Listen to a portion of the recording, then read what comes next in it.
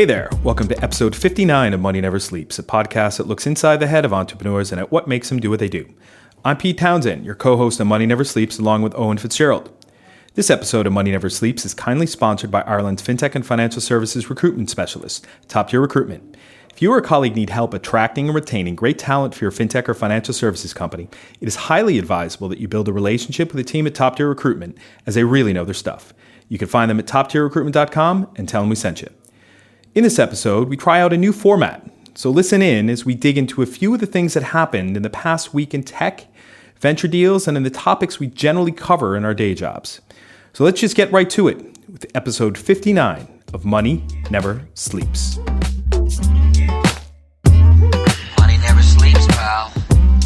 Here we go again. Welcome to Money Never Sleeps. We're recording today from the offices of our sponsor, Top Tier Recruitment, here in WeWork Dublin Landings, with a new format that we're trying out to get inside the minds of entrepreneurs that are not talking to us at the moment by looking at a few of the recent big news items. I'm Pete Townsend. Paul Smyth. Who's here today covering for Eoin Fitzgerald, who was pulled away at the last minute. So Paul, let's just give this thing a go and see if it sticks. Let's do it. All right, cool. Thanks for coming on to the show. Appreciate it. Very welcome. So we're going to look at three things this week. We're going to look at Facebook, their Libra, which is their digital currency that they're proposing. And we will start with that one. So it was just in the FT yesterday. Obviously, the news came out about Facebook and Libra, their digital currency, cryptocurrency, back in June. And what the FT were saying, I'm not sure whether it was a position piece or if they were saying kind of that it was a developing news item from their perspective, was that there's been a lot of pushback on Facebook with Libra in terms of central banks saying, listen, this is going to become a problem. Central banks love the fact that they have control over their own currencies, and that means that they have oversight or at least plug into things such as taxation and revenue at the sovereign level.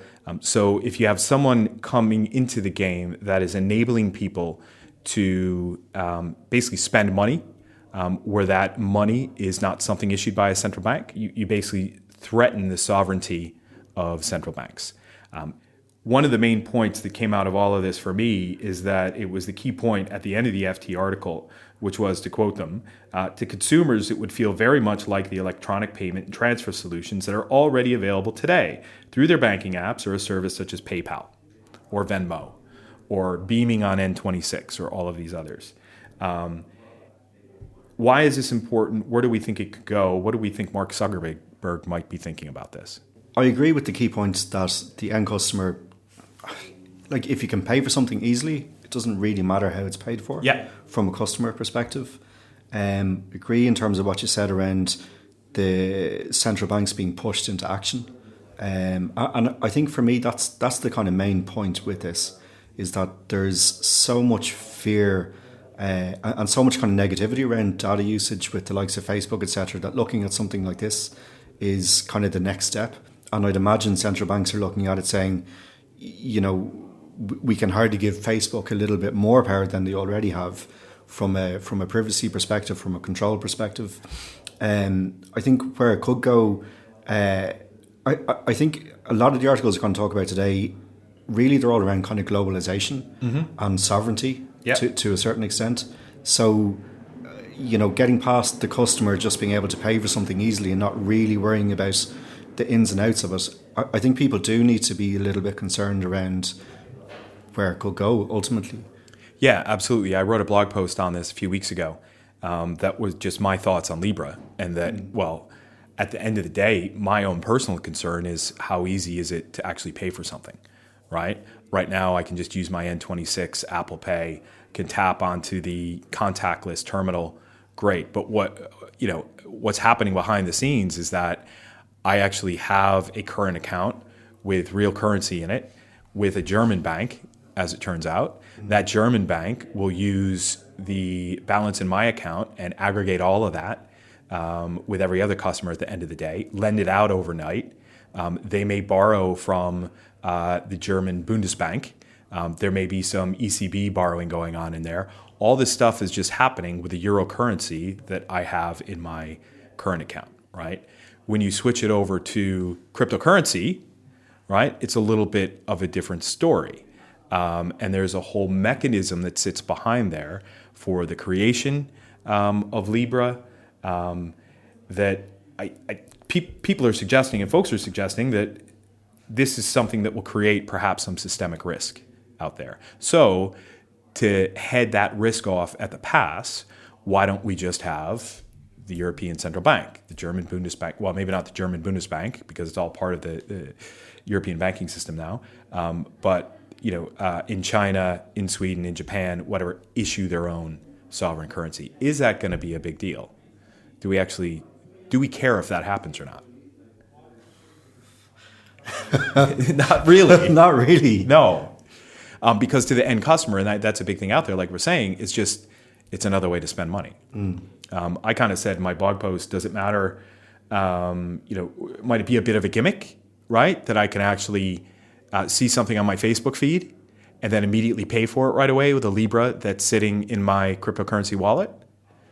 Yeah, that might be an interesting thing to do, but I can go onto Amazon right now and spend my money pretty quickly through the connection to my bank account, right?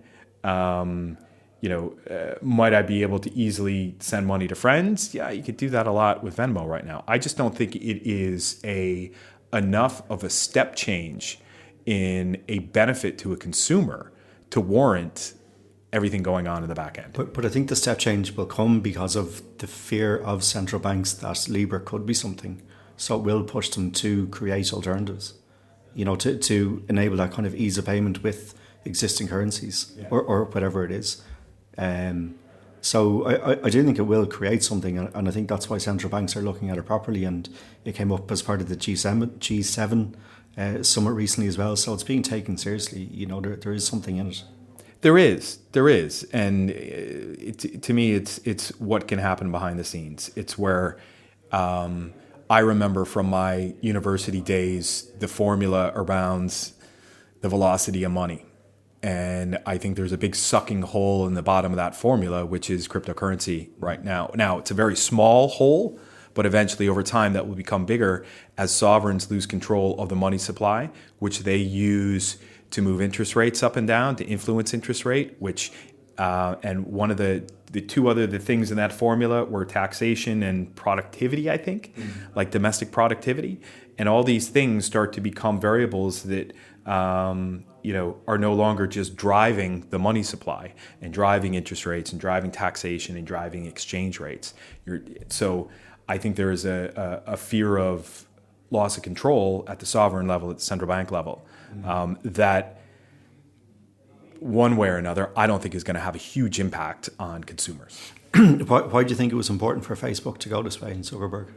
I almost kind of felt like Zuckerberg wants to do it because he can, because he's a huge. I mean, it's a Facebook economy, right? I think it was Mihai Alizi who we had on episode 44 and 45 said something to the effect of 72,000 years of time that Facebook users spend on Facebook every day, right? Which is ridiculous. So you have the attention, you have their interaction. So let's see if we can monetize that even further by giving them a native currency to use within the Facebook ecosystem. But that must be the inherent kind of concern about it, that it is there to drive people or to remain on the platform, to continue to go onto it every day, to drive advertising revenue, et cetera, et cetera. So to have a private company or a private individual develop something that could potentially be quite global, surely that's a pretty big concern. It is. Yeah, it's a big concern. The libertarian in me says, oh, what the heck, just go ahead and do it. Is it an ego thing, I wonder, for him? Absolutely.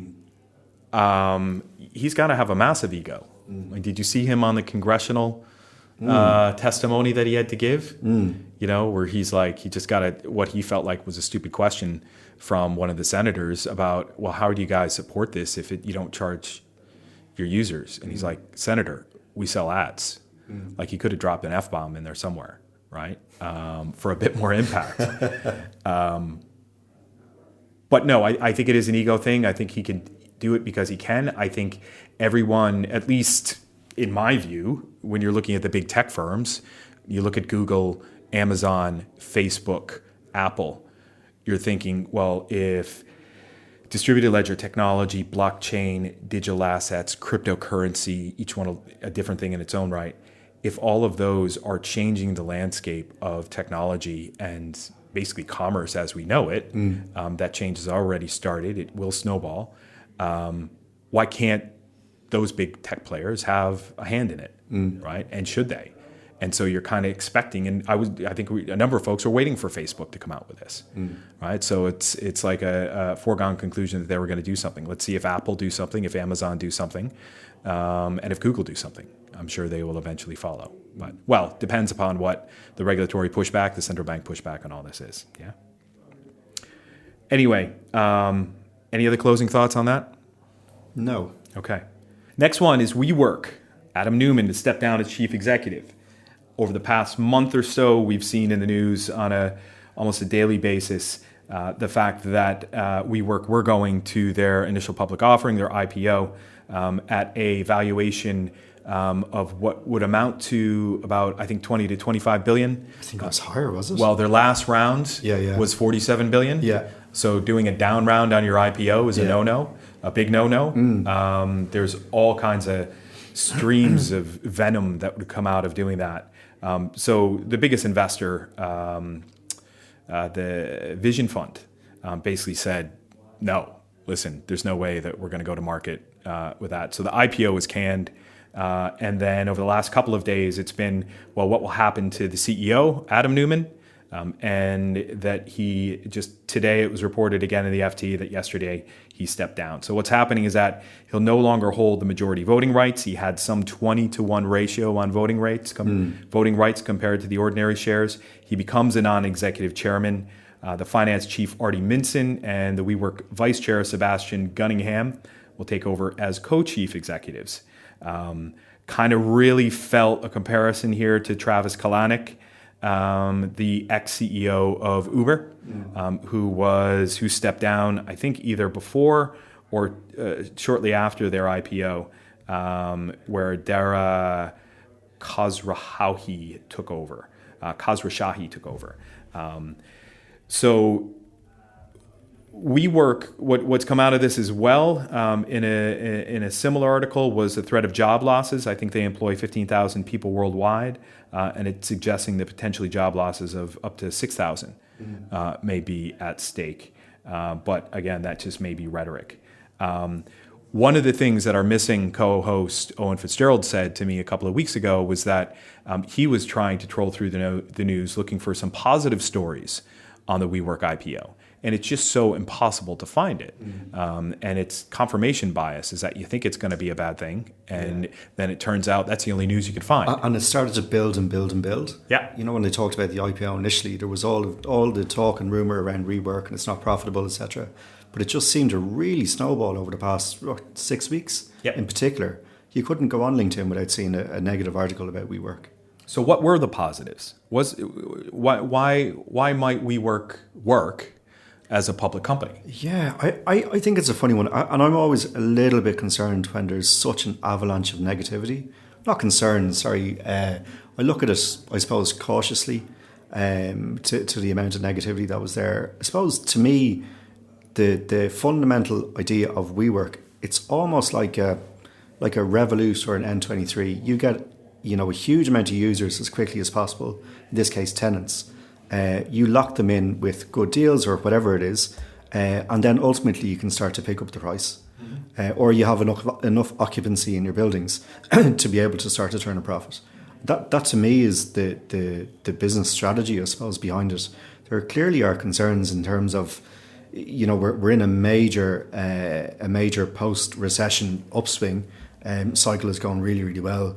You'd have to wonder what's going to happen when inevitably a recession does come, or a lull in all this growth does come. Yeah. What happens then? What would they do, right? I think there was an article a few weeks ago in the FT that was talking about IWG, which are the owners of the Regis brand, which is another big co-working space, but has nowhere near the same look, feel, and user experience of WeWork. But fundamentally is a much better performing company on the financials. Absolutely, because I remember from the old days, if you kick back to 2008, there was something called a hedge fund crisis that only a few people in a few geeky circles like me got excited about or depressed about because revenue took a big hit back in the day. But there was what you call an imbalance between asset and liabilities, right? And that I won't get into what that meant from a hedge fund perspective, but from a real estate perspective, WeWork is going around signing long-term leases, but only, which is a liability, but has short-term agreements with tenants for a month at a time. So you have an imbalance between asset and liability. Which works really well, though, as long as you can maintain those shorter-term leases. Exactly. Then it is profitable. Exactly. But once you hit an economic downturn, like you said, I talked to one of the guys from, I think it was Green REIT here a couple of years ago, when someone put in front of me a proposition to say, hey, Pete, if you can help this WeWork, not this WeWork, it was another co-working franchise, help this co-working franchise raise money, you could get a few percentage points off the raise. I said, well, listen, I'll make some introductions for you. That's about it. So I went and talked to one of the guys from one of the big real estate firms here, and he said, listen, him personally, he didn't like the co-working space because it's very popular with corporates that are looking to be involved in, we need to put ourselves in the company of innovative people, right? And that when the economy takes a downturn and some of those jobs are at risk, well, the first thing to go is their agreements with remote working locations or, second or third working locations that they then say, listen, we're gonna cut those agreements, right? So he thought it was just a very short-term type thing that he didn't see a long-term profit in. WeWork is a services company, though, and that branding, that no matter how ridiculous it was that Adam Neumann sold the rights to the company that he copyrighted or branded, whatever, back to the company for however much it was. Was there? I didn't get to see any of the offering documents around this, but the longer term view of the We company, which is funny to say still in Ireland, especially when you got 3 kids and I've changed over 2,000 nappies in my day. 4-year-old, I still say we too. But anyway, the We company, that there is a services brand there waiting to happen. And are they going the way of Uber with all these different levels of services and co-living, in addition to co-working and all those types of things? What are the good things that could still come out of this business besides the smoke coming out of Adam Neumann's ears? But I think they are the good things that you touched on. It's the potential there to monetize, what's a pretty big user base, tenant base, whatever you want to call it. Yeah. And obviously we're in a WeWork at the minute. So strange to be talking about WeWork in a WeWork. I know, it is. We love it. We like the collaboration aspect of it. We like the fact that you're not stuck in a Georgian building off Marion Square. There's a lot more innovation happening. It's energetic. There's a lot more positivity around. Yeah. So all of those things are really good. And there's definitely, a few negatives in the building where we are, where it's different to what we were in before, and you were in that office. But we wouldn't change it because of all the benefits. So somehow they've created this kind of loyalty almost. Yeah. And I think people are kind of drawn to it. So I think if you can generate enough revenue off the ancillary services, not just the renting of the office space, then I think there's great potential there. But to me, it's really, does this upswing have enough runway for them to do that and to really drive profits off what they have in terms of a membership base?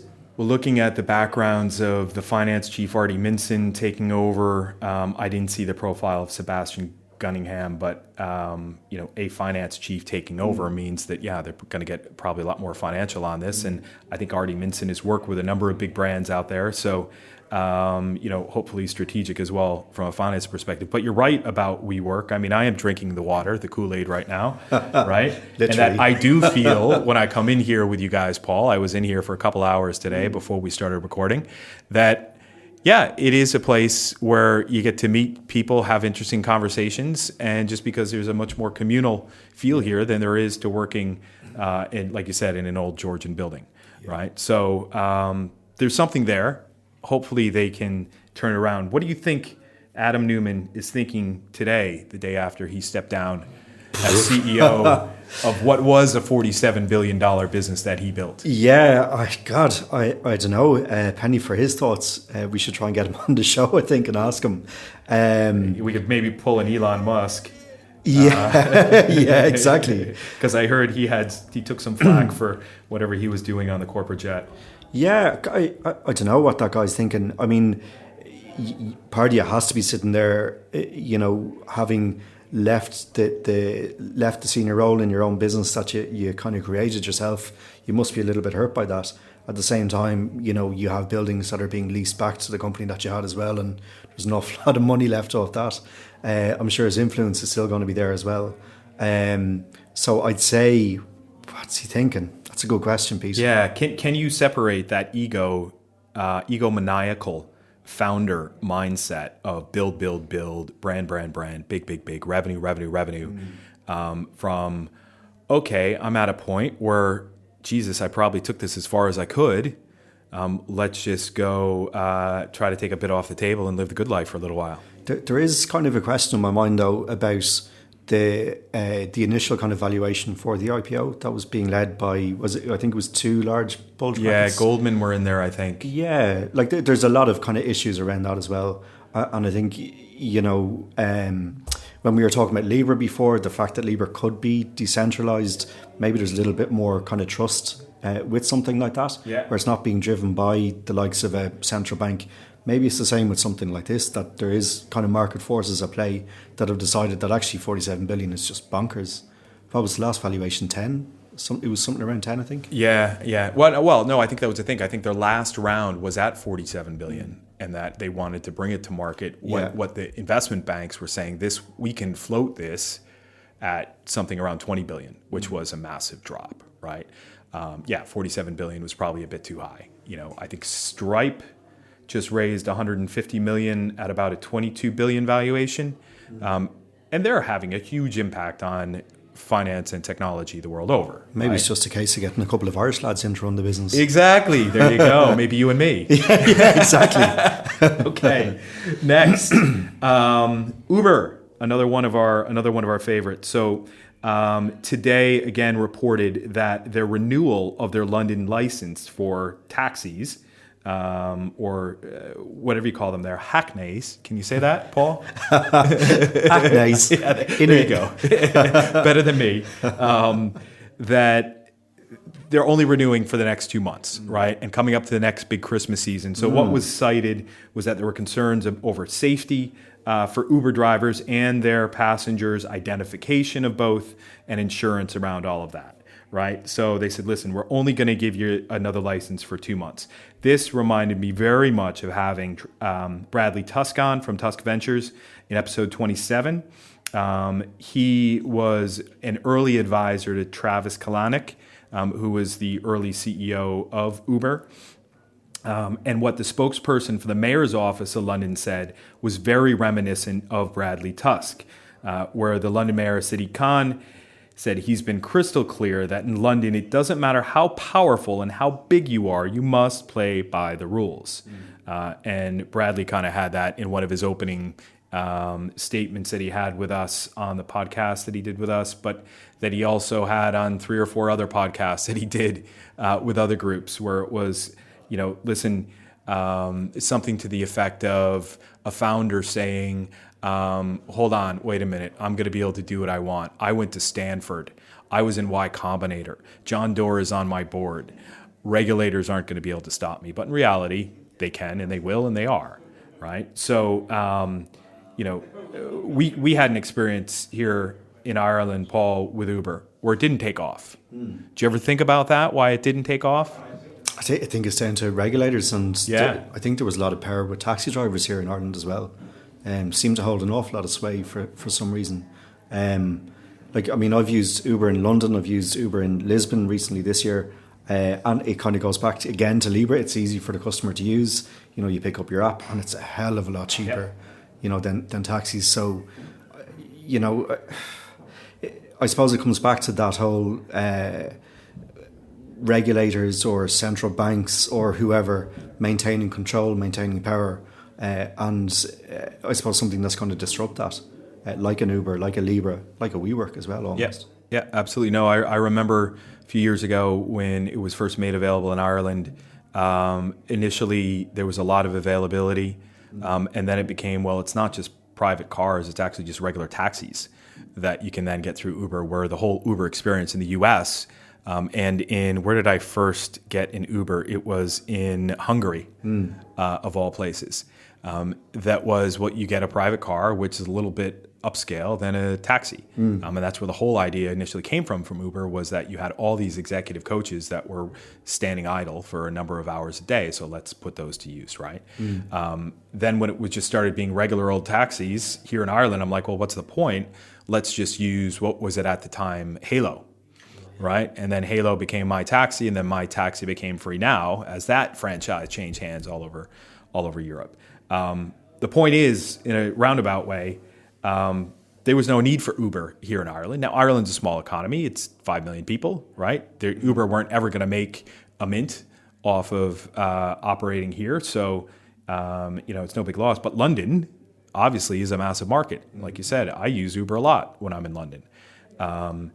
Is there a risk here that they won't get renewed again leading up to the Christmas period, or do you think this is just a short-term slap on the wrist? Yeah, I'd hope really for customers that it is a short-term slap on the wrists, because ultimately, if you have a market that's controlled like a taxi market or a regulated market, then it does almost have kind of a price-setting mentality to it, as an anti-competitive kind of vibe to it.